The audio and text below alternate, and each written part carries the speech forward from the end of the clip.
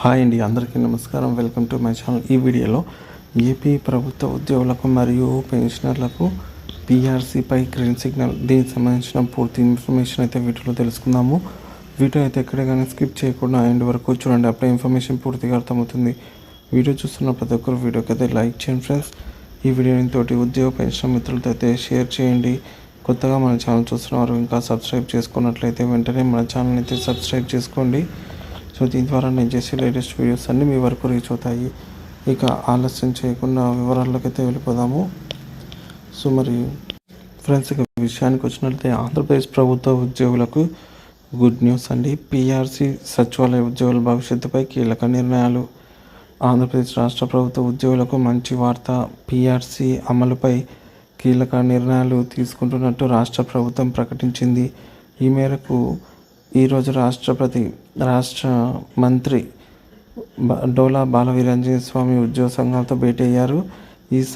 ఈ భేటీతో ఉద్యోగుల హేతుబద్ధీకరణ, ప్రమోషన్లు, కొత్త పీఆర్సీ అమలు వంటి కీలక అంశాలపై చర్చ జరిగింది. పీఆర్సీ అమలు, ఉద్యోగుల డిమాండ్లపై సానుకూల స్పందన.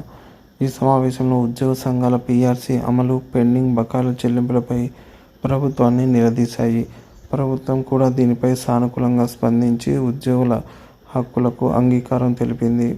పీఆర్సీ వేతన సవరణ, డిఏ చెల్లింపుల అంశాలను సమీక్షించేందుకు సీనియర్ అధికారులతో ప్రత్యేక కమిటీని ఏర్పాటు చేయనున్నట్టు మంత్రి ప్రకటించారు. ప్రభుత్వం చేపట్టబోయే కీలక చర్యలు: పీఆర్సీ అమలు త్వరితగతిన పూర్తి చేయడం, పెండింగ్ డిఏ బకాయిలను విడతల వారీగా చెల్లించడానికి ప్రణాళిక సిద్ధం చేయడం, ఉద్యోగుల ప్రమోషన్ ప్రక్రియను వేగవంతం చేయడం, సచివాలయ ఉద్యోగుల భద్రతను హామీగా ప్రకటించడం. గ్రామ వార్డు సచివాలయ ఉద్యోగులకు ప్రభుత్వం హామీ. రాష్ట్రంలో గత వైసీపీ ప్రభుత్వ హయాంలో ఏర్పాటు చేసిన గ్రామ వార్డు సచివాలయ ఉద్యోగుల విభజన సరిగ్గా జరగలేదనే విమర్శల నేపథ్యంలో ప్రస్తుత ప్రభుత్వం దీనిపై దృష్టి సారించింది. సచివాలయ ఉద్యోగుల భద్రత, భవిష్యత్తుపై అనేక ఊహాగానాలు నెలకొన్న నేపథ్యంలో మంత్రి ఇవాళ క్లారిటీ ఇచ్చారు. ప్రధాన పరిణామాలు: సచివాలయ ఉద్యోగులను తొలగించే ఉద్దేశం ప్రభుత్వానికి లేదని మంత్రి స్పష్టం చేశారు. ఖాళీగా ఉన్న కొన్ని శాఖల్లో ఉద్యోగులను తరలించే అవకాశం ఉందని వెల్లడించారు. ఉద్యోగులను 3 విభాగాలుగా విభజించి వారి పనితీరును సమీక్షించేందుకు కమిటీ ఏర్పాటు చేయనున్నారు. సచివాలయ ఉద్యోగుల కోసం ప్రత్యేక నిబంధనలు రూపొందించి అమలు చేయనున్నారు. కేవలం హేతుబద్ధీకరణ ప్రక్రియ ద్వారా ఎక్కువ సంఖ్యలో ఉన్నటువంటి ఉద్యోగులను ఇతర శాఖలకు పంపే అవకాశం ఉంది. కానీ ఎవరికీ ఉద్యోగ భద్రత క్షీణించలేదని మంత్రి స్పష్టంగా చెప్పారు. ఇకపోతే వాలంటీర్ వ్యవస్థ మరియు మహిళా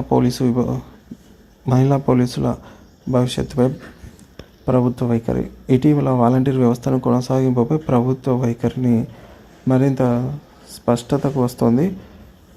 మరి వాలంటీర్ల వ్యవస్థను క్రమబద్ధీకరించాలనే నిర్ణయం కారణంగా సచివాలయ ఉద్యోగుల్లో భయాందోళనలు పెరుగుతున్నాయి. అయితే సచివాలయ ఉద్యోగులు శాశ్వత ఉద్యోగులు కావడంతో వారిని తొలగించే అవకాశం లేదని ప్రభుత్వం స్పష్టం చేసింది.